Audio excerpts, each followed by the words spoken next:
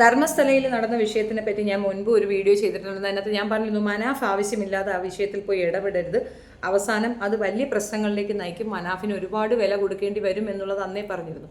മനാഫിന് എന്താണെന്ന് അറിയത്തില്ല, കുറച്ചധികം പേര് സബ്സ്ക്രിപ്ഷനായി 5 lakhs വിത്തിൻ മന്തിൽ 5 ലക്ഷം രൂപ സബ്സ്ക്രിപ്ഷൻ കിട്ടുന്ന ആദ്യത്തെ വ്യക്തി തന്നെയാണ് മനാഫ്. കാരണം അത്രയും സിവിയറായിട്ട് ഒരു സബ്സ്ക്രിപ്ഷൻ ആർക്കെങ്കിലും കിട്ടിയിട്ടുണ്ടോ എന്ന് വെച്ചാൽ എനിക്ക് അറിയത്തില്ല. അമ്മാതിരി സ്പീഡായിട്ട് കയറിയതാണ്. കാരണം അയാൾ അങ്ങനെ അത്രത്തോളം കഷ്ടപ്പെട്ട് ആ പയ്യന് വേണ്ടിയിട്ട് അവിടെ നിന്നു ഒരുപാട് സ്ട്രഗിൾ എടുത്ത മനുഷ്യനാണെന്നുള്ള റെസ്പെക്റ്റ് തന്നെയാണ്. എല്ലാം ജാതിമത ഭേദമന്യേ എല്ലാവരും അയാളെ പ്രൊട്ടക്റ്റ് ചെയ്തു എന്ന് തന്നെയാണ് ഞാൻ മനസ്സിലാക്കുന്നത്. പക്ഷേ നമ്മൾ ഒരു നില മറന്നിട്ട് കളിക്കാൻ പോയി കഴിഞ്ഞാൽ നമുക്ക് കിട്ടാവുന്ന പണിഷ്മെൻറ്റ് എന്താണെന്ന് നമുക്ക് പോലും ഊഹിക്കാൻ പറ്റുന്നതിനേക്കാൾ വളരെ ബുദ്ധിമുട്ടേറിയ ഒരു അവസ്ഥയിൽ കൂടെ കടന്നു പോകും എന്നുള്ളതാണ് വസ്തുത. ഞാൻ മുൻപേ പറയുന്ന ഒരു കാര്യമാണ്, മതത്തിൻ്റെ ബേസ് ചെയ്തിട്ട് ഒരാൾ പോലും ദയവ് ചെയ്തിട്ട് ജലം ടി വിയിലേക്ക് പോകാതിരിക്കുക. ഒരു രീതിയിലുള്ള നീതിയോ ന്യായമോ മനുഷ്യത്വമോ അവിടുന്ന് പ്രതീക്ഷിക്കരുത്. അത് RSSകാരുടെ ചാനലാണ്. RSS എന്താണെന്ന് വെച്ചാൽ രാജ്യദ്രോഹികളാണ്. ഈ മലം ടി വി ഒരു രാജ്യദ്രോഹി ചാനലാണ്. എത്ര മനസ്സിലാക്കും? രാജ്യത്തെ പൗരന്മാരെ അപരവൽക്കരിക്കാൻ വേണ്ടിയിട്ട് മാത്രം വീഡിയോസ് ചെയ്യുന്ന ഒരു വൃത്തികെട്ട നമ്പുസകത്തിൻ്റെ ചാനലിൽ പോയി ഇരുന്നു കൊണ്ട് എന്തിനാണ് ഈ വേല കാണിച്ചതെന്നാണ് എനിക്ക് മനസ്സിലാത്തത്. കണ്ടപ്പോൾ സങ്കടം തോന്നിയിട്ട് ഞാൻ ചെയ്തൊരു വീഡിയോ ആണ്. ഒന്നാമത്തെ കാര്യം, ഇയാൾ ഇത് എന്തിന് തുനിഞ്ഞിറങ്ങി നടക്കുന്നതെന്ന് അറിയത്തില്ല. താങ്കൾ ഫേമസ് ആണ്, താങ്കൾ വിചാരിക്കുന്നതിനേക്കാൾ കൂടുതൽ താങ്കൾ ഫേമസ് ആണ് കേരളത്തിലെ ജനങ്ങൾ താങ്കളെ അംഗീകരിച്ചു കഴിഞ്ഞു. താങ്കൾ ഭയങ്കര നന്മമരമാണ്, സമ്മതിച്ചെന്നാൽ പോരെ. ഈ നന്മ അങ്ങോട്ട് കാണിക്കാൻ വേണ്ടിയിട്ട് മലം ടി വി പോയിരുന്നു കൊണ്ട് ഒരു ഇമ്പോർട്ടൻ്റ് സാധനത്തിന് കുളമാക്കരുത് എന്നാണ് എനിക്ക് പറയാനുള്ളത്. ധർമ്മസ്ഥല എന്ന് പറയുന്ന ആ ക്ഷേത്രത്തിനകത്തോ പുറത്തോ അങ്ങനെ ഒരു പ്രശ്നമില്ല. പക്ഷെ അതിൻ്റെ നടത്തിപ്പുകാരൻ്റെ സഹോദരൻ്റെ പുത്രൻ മഹാവൃത്തികെട്ടവനാണ്. അവൻ നിർബന്ധമായി നടത്തുന്നുണ്ട്. മോശപ്പെട്ട രീതിയിൽ ഭയങ്കരമായ സെക്ഷൽ അസാൾട്ട് നടത്തിയ വ്യക്തിയാണ്.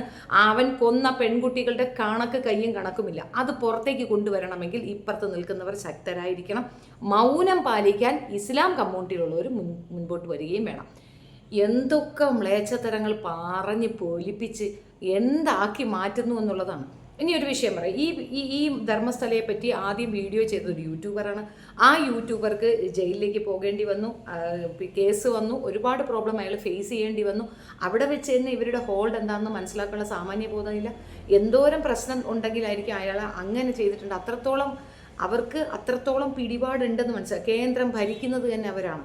കേന്ദ്രം എന്ന് പറയുമ്പോൾ നിസ്സാരമായി ജനങ്ങളാൽ തിരഞ്ഞെടുക്കപ്പെട്ടവിടെ പോയി കുത്തിയിരിക്കുന്നവരല്ല. അവർക്ക് ജനങ്ങളെ ഭയമില്ല. ജനങ്ങളെ ഭയപ്പെടേണ്ട ആവശ്യം അവർക്കില്ല. കാരണം അവർക്കറിയാതെ കള്ളവോട്ടിൽ കൂടെ അവർ നേടിയെടുത്തോളും. നമ്മൾ നിസ്സഹായരാണ്. ഈ ഒരു അവസ്ഥയിൽ നമ്മൾ പോയി ഒരു വിഷയത്തിൻ്റെ പ്രിഷ്യസ്നെസ് നഷ്ടപ്പെടുത്താതിരിക്കാനെങ്കിലും ശ്രദ്ധിക്കണമായിരുന്നു.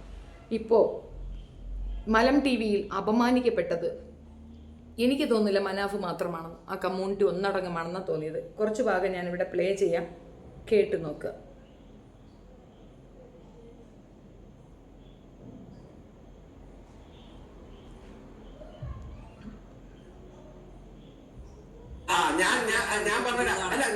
മലയാളത്തിലെ മാധ്യമങ്ങളോടെ ഇത് ആഘോഷിച്ചത് ആ മാധ്യമ സാമാന്യ ബോധമുണ്ടാവണല്ലോ.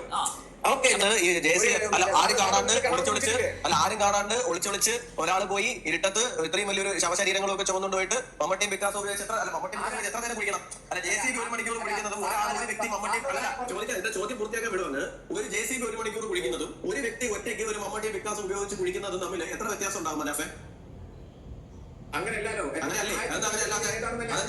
JCBക്ക് 150 അടിയൊന്നും കുടിക്കാൻ പറ്റില്ല എന്ന് പറഞ്ഞു, സമ്മതിച്ചു. അപ്പൊ ഈ 100 മൃതദേഹങ്ങൾ ഒരു ശുചീകരണ തൊഴിലാളി ഒറ്റയ്ക്ക് മമ്മട്ടിയും വികാസം ഉപയോഗിച്ച് അവിടെ കുഴിച്ചിട്ടു എന്ന് പറയുന്നത് അത് കുറച്ച് നേരത്തെ പറഞ്ഞു സാമാന്യ വ്യക്തിക്ക് നിരക്കുന്നത് പറയുന്നത്. അതൊക്കെ സാമാന്യ വ്യക്തിക്ക് നിരക്കുന്നതായതുകൊണ്ടാണോ പോയത്?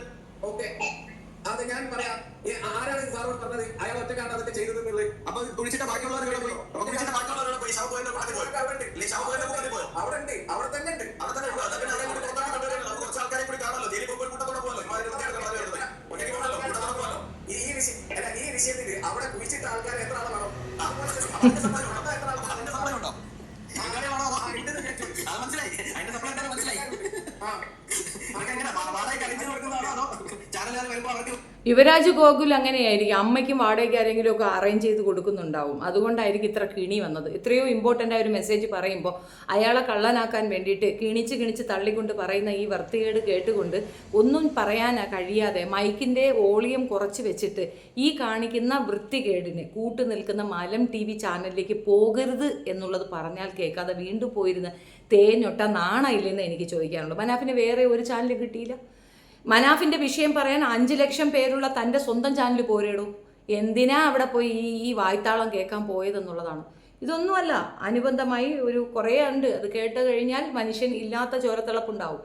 ആ ഒരു വ്യക്തി ജീവിച്ചു പോലും ഇരുന്നില്ല. ധർമ്മസ്ഥലം ഉണ്ടോയെന്ന് ചോദിച്ചാൽ അതും ഇല്ല എന്ന് പറയും. അങ്ങനെ ഒരു സംഭവമേ ഇല്ല, ധർമ്മസ്ഥലം പോലും ഇല്ല. അമ്മാതിരി ഈ മലം TV-കാർ അതാക്കിക്കൊണ്ട് വന്നിട്ടുണ്ട്.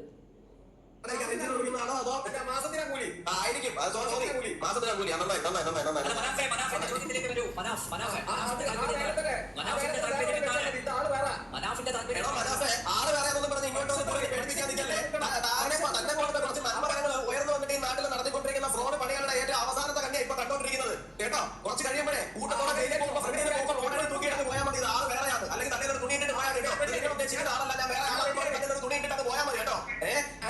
വെളിവില്ലാതെ കുറെ ആരോപണങ്ങളായിട്ട് മുമ്പോട്ട് വരുമ്പോൾ നിങ്ങളെയൊക്കെ ആരാ ഫണ്ട് നടക്കുന്നുള്ളതിനെ കുറിച്ച് നാട്ടുകാർക്ക് നല്ല ധാരണ കിട്ടുന്നുണ്ട് കേട്ടോ. നിങ്ങളെയൊക്കെ ആരാ ഫണ്ട് നടക്കുന്നുള്ളതിനെ കുറിച്ച് നാട്ടുകാർക്ക് നല്ല ധാരണ കിട്ടുന്നുണ്ട് കേട്ടോ. കൂടുതൽ വലിയ നന്മവരൊന്നും ചമയണ്ട, കൂടുതൽ വലിയ നന്മവരൊന്നും ചമയണ്ട. അയ്യോ, നാട്ടിൽ ഒരു പ്രശ്നം നടന്നു കഴിഞ്ഞപ്പോൾ ഞാൻ വണ്ടിയെ വിളിച്ച് അവിടെ പോയിട്ട് ഞാനും 3-4 ബാക്കിയുള്ളവർ കൂടി ചേർന്നുകൊണ്ട് വലിയ ഒരു ആക്ഷൻ കമ്മിറ്റി ഒക്കെ ഉണ്ടാക്കി ഇറങ്ങി. എന്നിട്ട് എന്താ കണ്ടുപിടിച്ചേ? എന്നിട്ട് ചോദ്യം ചോദിക്കും, പൊട്ടത്തരം വിളിച്ചു പറയാം. KCBക്ക് പിടിക്കാൻ പറ്റുന്നതിനേക്കാൾ കൂടുതൽ ഒരു വ്യക്തി മമ്മട്ടി വികാസം ശരി, നിങ്ങൾ പോയി, ശരി, സമ്മതിച്ചു. എന്നിട്ട് എന്താ കിട്ടിയോ? എന്നിട്ട് എന്താ കിട്ടിയെന്ന് പറഞ്ഞേ? നീതി മേടിച്ചു കൊടുക്കേണ്ടതും താങ്കളുടെ ആളുകൾക്ക് മേടിച്ചു കൊടുക്കാൻ പറ്റുമോ?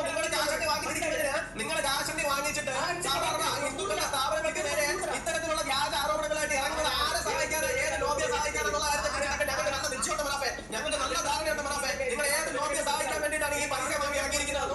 ആളെ സപ്ലൈ ചെയ്യാൻ വേണ്ടിയിട്ട് മാസക്കൂലിക്ക് ആളെ ഇറങ്ങുന്നതിനെ കുറിച്ചിട്ട് നല്ല ധാരണയുണ്ട്. നിങ്ങളോട് ആദ്യത്തെ ചോദ്യം വന്നപ്പോൾ തന്നെ നിങ്ങൾക്ക് മനസ്സിലായി. നിങ്ങൾ പറഞ്ഞതിനകത്ത് തന്നെ പറയുന്നത് ഒരു വ്യക്തി അല്ലെങ്കിൽ ഒരു 4-5 വ്യക്തികളെ ചേർന്ന് പിടിച്ചിട്ടതിനേക്കാളും കൂടുതൽ അതങ്ങനെ പരസ്യമായിട്ടല്ല, ഒളിച്ച് പാത്ത് പതുങ്ങി ആരും കാണാതെ രാത്രിയുടെ മതവിൽ പറഞ്ഞു വന്നിട്ട് അവിടെ കുളിച്ചിട്ടത് ഇത്രയും പകൽ വിളിച്ചിട്ട് KCB ഉൾപ്പെടെ ഇത്രയും സംവിധാനങ്ങൾ കൊണ്ടുവന്ന് കുളിച്ചിട്ട് 3-4 എല്ലാം കഷ്ടം. അത് ഒരു പുരുഷന്റെ പോട്ടെ. ഈ പറഞ്ഞല്ല, ഞാൻ ചോദിക്കട്ടെ ഈ പറഞ്ഞ ശുദ്ധീകരണത്തിലാണ് ഒരു തലയോട്ടി എടുത്തോണ്ട് പോലീസ് സ്റ്റേഷനിലേക്ക് പോയി. സ്ത്രീയെ കുളിച്ചിട്ടു, മറ്റേ സ്ത്രീയെ കുളിച്ചിട്ടു, എല്ലാവരും പോയി തലയോട്ടി പുരുഷന്മാരായിട്ട് മാറി. ഇത് കേട്ടിട്ടാണ് നമ്മൾ പോയത്. ഞാൻ ചോദിക്കട്ടെ, ഇത് കേട്ടാണ് അമ്മ കാണിക്കുന്നേ.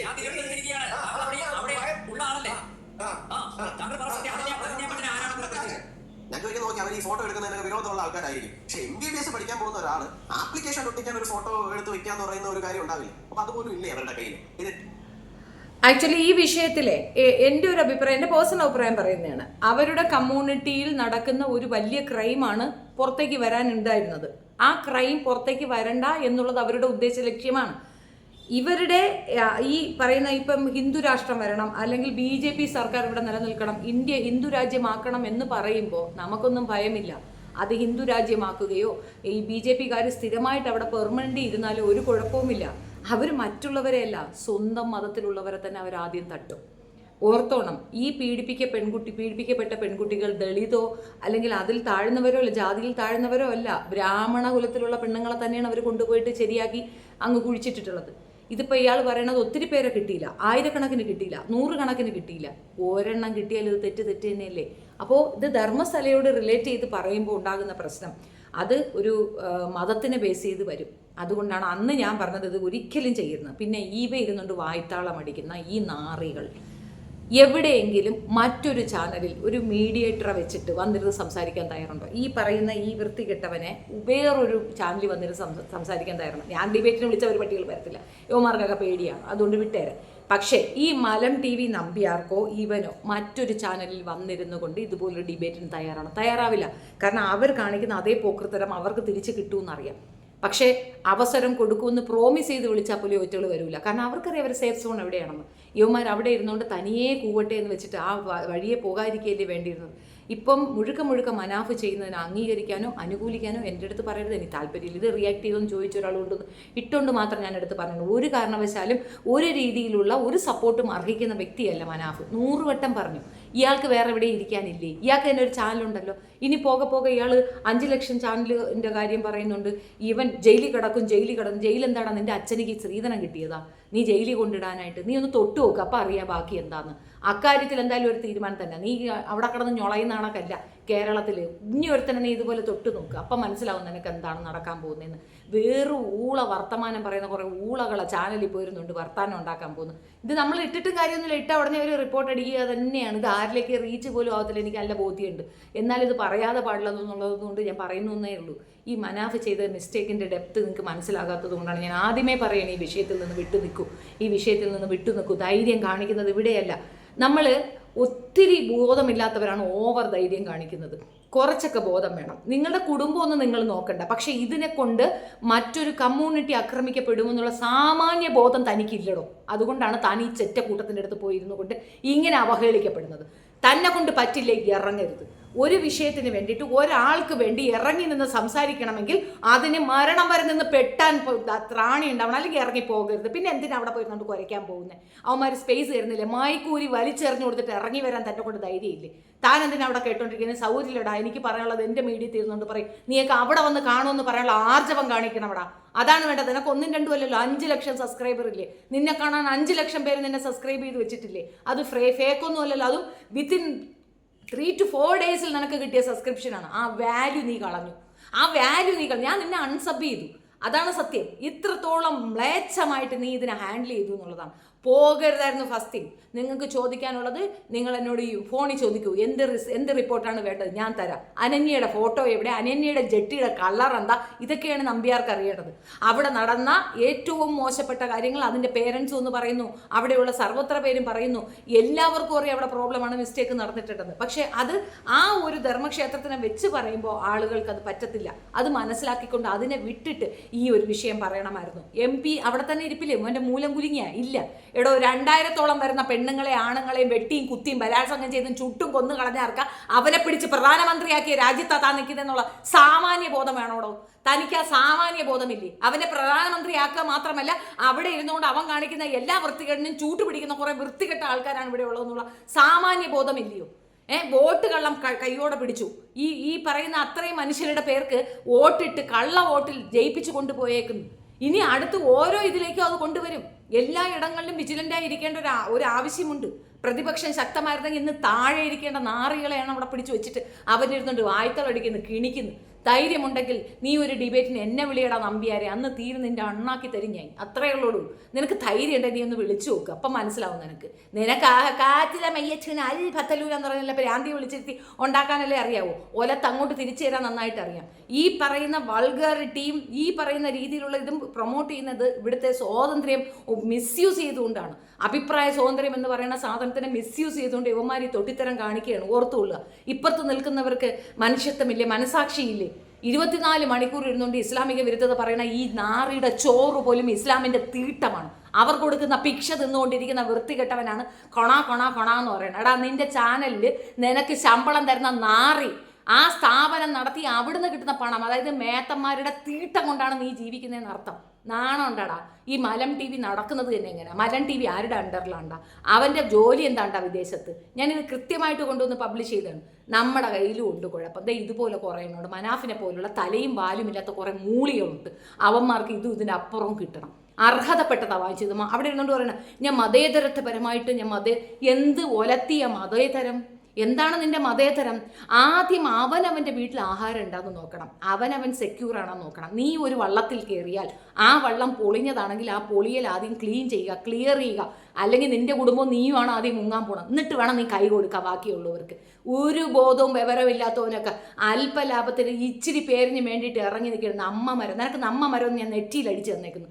നാറിയാണെന്നേ എനിക്ക് പറയാനുള്ളൂ. അത്രത്തോളം ദേഷ്യമുണ്ട്. വെകിട്ട് വേറെ എന്താ പറയുക? നിനക്ക് വേറെ എവിടെയും കിട്ടിയില്ലേ പോയി കുത്തിയിരിക്കാനായിട്ട്? പിന്നെ ഇവനെ അങ്ങ് തൂക്കിക്കൊല്ലുമെന്ന് പറയണം. അതൊന്നും നടക്കാൻ പോകുന്നില്ല. അമ്മാതിരി ഒരു ചുണയും ഇങ്ങോട്ട് കൊണ്ടുവരണ്ട. ബോർഡർ കഴിഞ്ഞ് ഇപ്പുറത്തോട്ട് കുത്തിക്കഴപ്പം കൊണ്ട് വന്നാൽ അപ്പം അറിയാൻ ബാക്കി കാര്യങ്ങൾ. പഴയതുപോലെ മിണ്ടാതിരിക്കുമെന്നോ നിശബ്ദരാക്കാമെന്നോ ഉള്ള തെറ്റിദ്ധാരണ കൊണ്ട് ഒരുത്തരും ബോർഡർ കഴിഞ്ഞ് ഇങ്ങോട്ട് വരണ്ട. അതൊക്കെ അപ്പുറത്ത് അങ്ങോട്ട് നിന്നിട്ടുള്ള കളികളൊക്കെ മതി. അയാളുടെ ഒരു മണ്ടബുദ്ധി തരമാണ് ഈ ഒരു വിഷയത്തിൽ പോയി ചാടിക്കൊടുത്തത്. അത് തർക്കമില്ല. പക്ഷെ അത് അയാളെ ട്രാപ്പിലാക്കിയതാണ്. അയാൾക്ക് ഇത്രത്തോളം കെയർലെസ് ആയിട്ട് ഈ ഒരു വിഷയത്തിനെ ഹാൻഡിൽ ചെയ്യുമെന്ന് ഞാൻ പ്രതീക്ഷിച്ചിട്ടുണ്ടായിരുന്നില്ല. അതുകൊണ്ടാണ് ഇത് കേൾക്കേണ്ടി വന്നത്. എന്നിട്ട് നിന്നുകൊണ്ട് വായ്ത്താളടിക്കുന്നത്, സ്വന്തം ചാനലിൽ ഇരുന്നുകൊണ്ട് കുരയ്ക്കുക. അല്ല വെച്ചാൽ ഈ മിഡിലായിട്ട്, അതായത് യാതൊരു രീതിയിലുള്ള പക്ഷവും പിടിക്കാത്ത ചാനലുകൾ ഉണ്ടാകും, അതിൽ പോവുക. അല്ല വെച്ചാൽ മിണ്ടാതിരിക്കുക, അത്രയെങ്കിലും കാണിക്കണ്ടായോ? നിന്നെ പിടിച്ച് അകത്തിടുകയും നിന്നെ പിടിച്ച് ഇതുപോലത്തെ ഇത് പറയുകയൊക്കെ ചെയ്യുമ്പോൾ ബാധിക്കപ്പെടുന്ന ഞങ്ങളെ പോലുള്ളവരും കൂടെയാണ്. അത് മനസ്സിലാക്കാനുള്ള കോമൺ സെൻസ് ഇല്ല. ഒന്നിനെ പ്രതിനിധീകരിച്ച് നിൽക്കുമ്പോൾ അടങ്ങി നിൽക്കാനുള്ള സാമാന്യ ബോധം കാണിക്കുക, കഴുത ബുദ്ധി കാണിക്കരുത്. മുമ്പ് ആ പയ്യൻ്റെ കേസിൽ ഇടപെട്ടപ്പോൾ ഇതുപോലെ തന്നെയായിരുന്നു, ഇരുന്ന് കുത്തിക്കഴപ്പ് പറയും. അതിൻ്റെ ബാക്കിയുള്ളത് കേൾക്കേണ്ടത് ബാക്കിയുള്ളവരാ. എവിടെ കൊണ്ട് നിർത്തിച്ച് എന്തെല്ലാം പ്രശ്നത്തിലേക്ക് ആക്കി കൊടുത്തു കണ്ടു. നിങ്ങൾ സഹായിച്ചു. നിങ്ങൾക്കും ദൈവത്തിന് മാത്രമാണെങ്കിൽ അതോടെ തീരണ്ടേ? പിന്നെ അതിൻ്റെ പുറത്ത് ഡയലോഗ് ഇച്ചിരി റീച്ച് കിട്ടുമ്പോൾ കാണിക്കുന്ന വൃത്തികേടുകളാണ്. എന്തുവാടോ നീയൊന്നും ക്യാമറ കണ്ടിട്ടില്ലയോ? അല്ല നിനക്കൊക്കെ ചാനലിൽ കയറിയിരുന്ന എന്തെങ്കിലും പുതിയതായിട്ട് എന്തെങ്കിലും കിട്ടുമോ? സോഷ്യൽ റെസ്പോൺസിബിലിറ്റി എന്ന് പറയുന്നത് മറ്റുള്ളവരെ കാണിക്കാനാകരുത്. അത് സ്വന്തം മനസ്സിൻ്റെ സമാധാനത്തിന് വേണ്ടി ചെയ്യണം. അങ്ങനെയുള്ളവർ വളരെ റെയറായിരുന്നു. സ്വന്തം ജീവിതം ത്യാഗം ചെയ്ത് അങ്ങനെ ചെയ്ത ഒരുപാട് വ്യക്തികളുണ്ട് ഇവിടെ.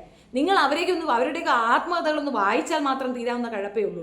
ഇത് സ്വയം അങ്ങോട്ട് വലിയ ആളാവണം, നീ വലിയ ആളാണ്, നിനക്കൊരു സർട്ടിഫിക്കറ്റ് തന്നേക്കുന്നു, അവിടെ പോയി നാറാനും മാത്രം നാണം ഇല്ലേ എന്ന് എനിക്ക് മനാഫിനോട് ചോദിക്കാനുള്ളൂ. ഒരല്പം റെസ്പെക്റ്റ് ഉണ്ടായിരുന്നു നിന്നോട്. എന്തെന്നാണ് പപ്പ അവിടെ ഇരുന്നുകൊണ്ട് പപ്പ അതെന്തോന്നാണ്? എനിക്ക് പറയാൻ അറിയില്ലെങ്കിൽ പോകരുത്. മൈക്കിൻ്റെ സൗണ്ട് കുറയ്ക്കും, ശക്തമായി സംസാരിക്കുക. അല്ല വെച്ചാൽ അവൻ മൈക്ക് ഓണാക്കുന്നിടം വരെ സംസാരിച്ചു കൊണ്ടേയിരിക്കുക. സംസാരം നിർത്താനേ പാടില്ല. അവന്മാർ നീ മിണ്ടരുതാണെന്ന് പറയുമ്പോൾ നീ മിണ്ടായിരിക്കണേ എന്തിന്? നീ മിണ്ടായിരിക്കാനാണോടാ ചാനലിൽ പോയത്? നിനക്ക് മിണ്ടാമെങ്കിൽ നീ എന്തിനാ അവിടെ പോയിരിക്കുന്നത്? എന്താ അവിടെ ബിരിയാണി വെച്ച് വിളിച്ചാ നിന്നെ ആരെങ്കിലും? നമ്പ്യാർ ഹോ ഹമ എന്ന് പറഞ്ഞുകൊണ്ടിരിക്കും.